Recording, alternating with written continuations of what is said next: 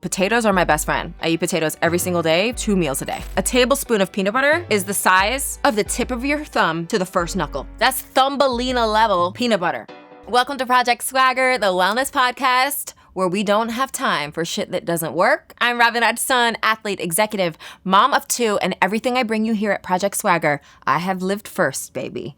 In the last episode, you heard from my nutritionist, Amanda, aka Simply Manders, and you heard me reference some of the biggest lessons I learned while working with her. Today, I want to go deeper to tell you the full story of how learning macros completely changed my relationship with food, and ironically gave me more freedom, not less. If you missed the last episode, don't worry, this will still make sense, but you should go back and listen to it. So look, tracking has gotten a bad reputation, and I understand why. Before I started tracking, I also had the perception that people may associate with it, which is restriction, obsession, and the whole overcomplicated process of food math. My experience has been the opposite. Tracking taught me what enough actually looks like. So this is the takeaway I want you to get from this episode. Macros aren't about perfection. They're about awareness. Once you understand what your body needs, you don't have to obsess over food. You can trust yourself. Let's get into the details. First, what are macros? Macronutrients are the 3 pillars of nutrition: carbs, fats, and proteins. I also like to track fiber. I think that's an important thing to consider when we're looking at our overall health and nutrition. The biggest misconception about tracking macros: it's not all about eating clean. It's not about hitting every gram perfectly. It's about learning what fuels your body. So my macros are not going to be relevant to you. Like, that is an important thing also to consider. So you might see influencers online or on TikTok give you super detailed what I eat in a day with macros and everything. I watch those too, and I'm like, oh, that's interesting. That's an interesting perspective. But that person's body and that person's physical demands and genetics and age and life stage are not the same as yours, even if there's a lot of overlap. So just take that with a grain of salt, that your macros should be calculated for you and your lifestyle and your energy demands. You need carbs, fat, and protein in large amounts, but each play a different role. Tracking helps you figure out when you need each and the right balance and how much. One of the first things Manders did when we met was put me in a performance category. And that meant that I wasn't trying to lose weight or be a certain weight on the scale. The priority for me was performance. It was the energetic demands of being a mom, of running businesses, of being an executive, and of course teaching at Peloton. So my physical job is very, very demanding, and I wanted to make sure that I can perform in all those ways. And then when I layered on training for High Rocks, it was like I need to be running on all cylinders. And so interestingly, and you heard this in that Manders episode, my weight did not change. Very, very minuscule weight change from when I started working with Manders to my present day weight. My body composition changed. So my body really responded to the increased protein and timing carbs appropriately throughout my day. Here's what Manders asked me to do first. This is really where my journey into tracking started. She just asked, like, I want to know everything you're eating for 2 weeks. And I think that is a good amount of time for folks just to get the lay of the land, just to see what are your habits, what are your routines around food. Are there gaps? Are there misunderstandings, right? This was all super new to me. And I got a scale. I started using an app, and I was diligent. Like, it was, nothing, everything I ate, little bites, like I wouldn't even, this might sound intense, but not even like a bite off my kid's plate. Like, it was like, if I was eating it, I was tracking it. And this is where I realized that I was under eating protein. The protein girly. Like, I've been talking about protein all day. And a few years ago, I realized I was under eating protein. I was underestimating portion sizes, not eating enough carbohydrates to stay full, energized, and perform at my best. So something that I really started to incorporate in my day-to-day was a more robust lunch. I was realizing that I would eat quick carbs to get me through workouts, which is not a bad thing, but I would probably go like 6 hours with quick carbs, like half a banana or a mandarin orange and then go teach a class. But then there would be gaps in my day where those quick carbs were just getting me through, but they weren't necessarily voluminous. So now I will have an entire plate of potatoes and tofu and half an avocado, and that will be much more satiating than endless bananas. And listen, carbs are not the enemy. I eat carbs. And there are still carbs in that meal that I just mentioned, but there's also a different amount of volume for the food, and your body is going to process it differently. So potatoes are my best friend. I eat potatoes every single day for probably two meals a day. I found that they keep me really, really full, and my blood sugar doesn't spike. That's what's interesting as a type 1 diabetic, was tracking. I was able to not only understand with very, very specific detail what the carbs were, which as a type 1 diabetic, I've always been mindful of carbs because that is how I measure how much insulin I need in a given time period or for a given meal. But it was very interesting to see what types of food and what types of carbs actually spike my blood sugar, and then how I should time it for different meals and different training styles. Tracking helped me stop guessing. I finally understood what a balanced plate looked like, why I was hungry oftentimes in the afternoons, even though I felt like I was eating all day, and why I wasn't recovering as well as I could have been. This is also a period of time where I was breastfeeding, and so I was really, really mindful of my energetic demands. And even if calorie-wise, I was getting the right amount, like around right amount of fuel, there were levers still to pull with increased protein and more robust carbs that allowed me to feel much more satiated and have more energy in the end. Learning how to fuel differently for different types of movement was also really important. So, now that I'm in a season of marathon training, I've upped my carbs, and I actually have a macro day where it's kind of specifically a higher carb day. If I'm going to tack on, anything longer than like a 60-minute run onto what I'm already doing, it's immediately going to be a higher carb day, and I don't even think about it. I also developed food staples. I have protein bagel and protein bread every week. I meal prep potatoes, squash, tofu. Those are kind of some of the carbs and the proteins that I'm going for. And then I usually will do some type of seitan or some type of tempeh, and then usually like a bean dish. In the fall and the winter, it might be chili. In the summer, it might be something like a tofu scramble or like a burrito or like a chorizo bowl. I kind of try to prep the grains and the proteins and just have those in the fridge. I was also really mindful that I really didn't know portion sizes. I had no clue that a tablespoon of peanut butter is the size of the tip of your thumb to the first knuckle. You know how small that is? That is offensively small. Like, what? And listen, I'm not demonizing any particular food, but that is a thimble. That is like a Thumbelina. That's Thumbelina level peanut butter portion. I had no clue.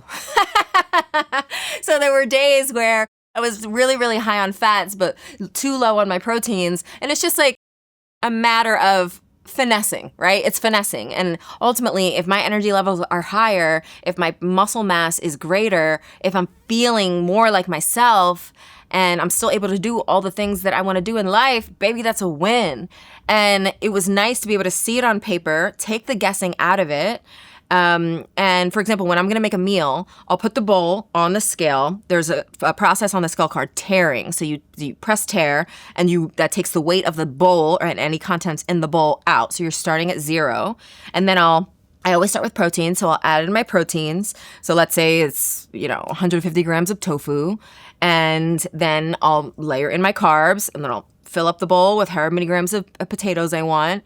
Then I'll put in the fats, and I'll put in my avocado, nut cheese, whatever it is I'm using for my fat source.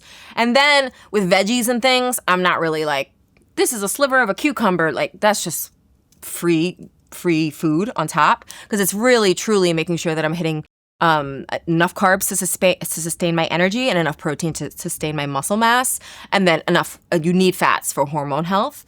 Especially, and satiety. And I tend to be on autopilot. So I probably have like 10 or 12 recipes that I just rinse and repeat. That is how I approach my tracking, and I found that it's freedom. It's freedom. I don't have to think about it, and I'm not reaching pockets of time in my day where I'm like, what am I going to eat? I'm so hungry. Like, I've already kind of planned it. And by the way, the recipes that I rely on are in my cookbook, Eat to Hustle, 75 protein-packed recipes. And funnily enough, I started working with Manders when I was developing the cookbook. So this really, really came at a perfect time because all of the macronutrients for my recipes are in the cookbook. And that was really important to me because I had already been tracking. I started writing the cookbook and I was like, gosh, I want to arm people with more information and less thought. So you have all the macros there. So if you make one of my recipes, you just have to apportion what a serving is and you'll be good to go. How I use macros today. I do not track all the time. When I'm home and I'm in my routine and I'm making my own food, I have access to my kitchen, I'm tracking. But if I go out to dinner, with Drew or my girlfriends, I'm not stressing over the oil that they used for my grilled asparagus. It's like, that's too much. I think that there's a balance of being able to enjoy life and go on vacation and go out to dinner and go to a birthday party and have a piece of cake. And it's like, of course. And so when I'm traveling, I rarely track. Sometimes I'll try to loosely track just the protein, just so I can make sure I'm getting that threshold amount. And again, it's just trying your best. Sometimes I'm going to overestimate, sometimes I'm going to underestimate. And usually when you're going to restaurants, there's just a lot of hidden sauces and things that they're using and sugars and things that they're using to make the food taste so good. And that's okay. I think that we just have to acknowledge when we're in a season where we're going to be doing a lot of that traveling and give ourselves grace. Here are some practical tips for anyone interested in starting to track their macros. First, tracking is not for everyone. Consider if it's right for you. I have read that folks with disordered eating and histories of that, tracking might be a trigger. And, I definitely use your resources, use the medical professionals in your life to decide whether that's an appropriate journey for you. Start by focusing on protein before worrying about every macro. That's how I started. And that was where my focus was. Build meals around protein, then add fiber-rich carbs, healthy fats, and plenty of volume to stay full and satisfied. Track what you normally eat first. Don't think, okay, now I have to throw out my entire kitchen and then start tracking for those initial few weeks. Just start and give it your full effort on day one in your natural routines and eating habits. Give yourself at least a week so you can identify patterns instead of judging individual days. Aim for consistency, not perfection. Getting close absolutely counts. Use tracking as feedback. It is not a report card. There are days where I don't necessarily hit my macros perfectly, and that is okay. Consistent is much more important than perfection. As your confidence grows, practice eating without tracking in everyday situations so you can build trust in yourself. My philosophy, I think of macros as training wheels, not handcuffs. They're a tool to teach you what enough looks like. The goal isn't to track forever. The goal is to understand your body well enough that you can eat confidently, whether you're cooking at home, traveling, celebrating with friends, or ordering at a restaurant.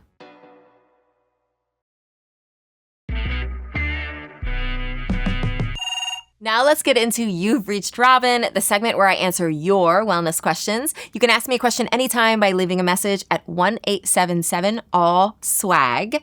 Today we have a question from Brianna. Hi, Robin. My name is Brianna. I'm a 32-year-old from Pittsburgh. I'm an audiologist, wife, and a mama to a 10-month-old baby boy. First off, as a fellow C-section mom, I just want to shout out your postpartum course series. I can't even begin to say how helpful this was. My question for you: how do you prioritize or organize a training split when you have limited time? My husband and I both work full-time. Currently, we have a system where Monday to Thursday, we alternate who does bedtime and the other person hits the gym. The other 3 days are flex. If I can squeeze in a Peloton ride, I can. And sometimes we just prioritize rest because we are tired in our house. So on a normal week, I have 2, maybe 3 days to work out, plus walks over my lunch break when I can. Would you say organize as an upper and a lower day? 2 full body days, HIIT style? I just wanted your opinion on what you would recommend for a busy mama. I want to make this season of life the most effective I can when I do have pockets of time to myself. Thank you so much. Yay, I'm so excited for you. You are a total badass, can I say?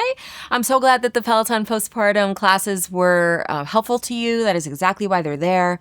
And I would say, okay, limited time, 2 to 3 days a week. You're getting your steps in. So I think with limited time, I probably wouldn't spend a ton of your workout minutes necessarily getting in more steps. Unless you were told me that your goal was to train for a race, which would honestly take more time commitment than it sounds like you have right now, that's not the priority. Because if you're getting a threshold amount of steps, call it 8,000 a day, you're in a pretty good spot from a heart health perspective. How I would spend your precious workout minutes, I would probably do an upper-lower split, or think about it like this.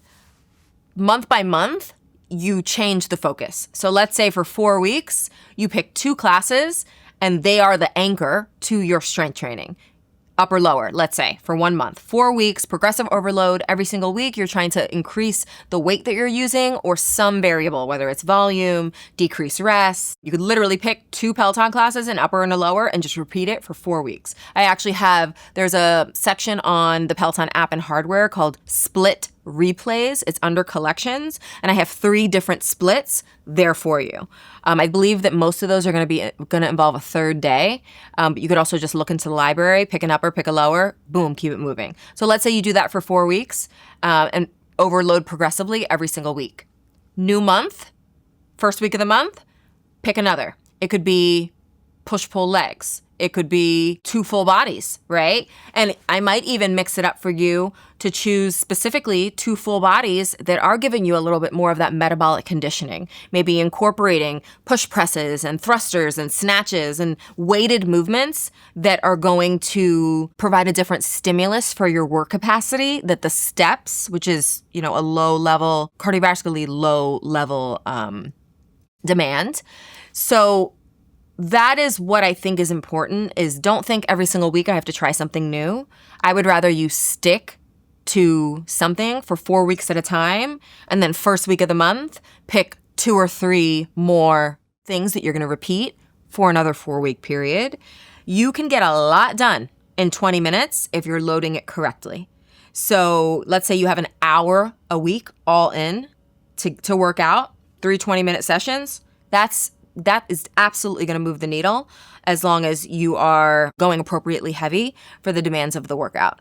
If you feel like you could be there all day and you're supposed to be doing 10 reps and you think you can go 15, it's not heavy enough. If you're supposed to be doing 4 reps and you can go 10, it's not heavy enough.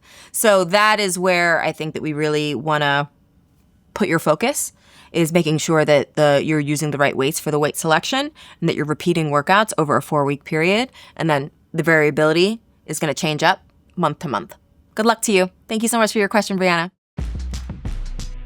It's time for The Edit, the segment where I get into my top lifestyle recommendations. Y'all know I am a reader, so today I'm sharing 3 books on my list for this summer. Number 1 on my list is Yesteryear by Caro Claire Burke. This premise is wild, and I actually think it's already been picked up to be like a series or a movie or something. A modern trad wife and influencer suddenly wakes up in 1855 to actually live the life of a trad wife. What? The premise had me hooked. Number 2, The Correspondent by Virginia Evans, a novel that unfolds through letters.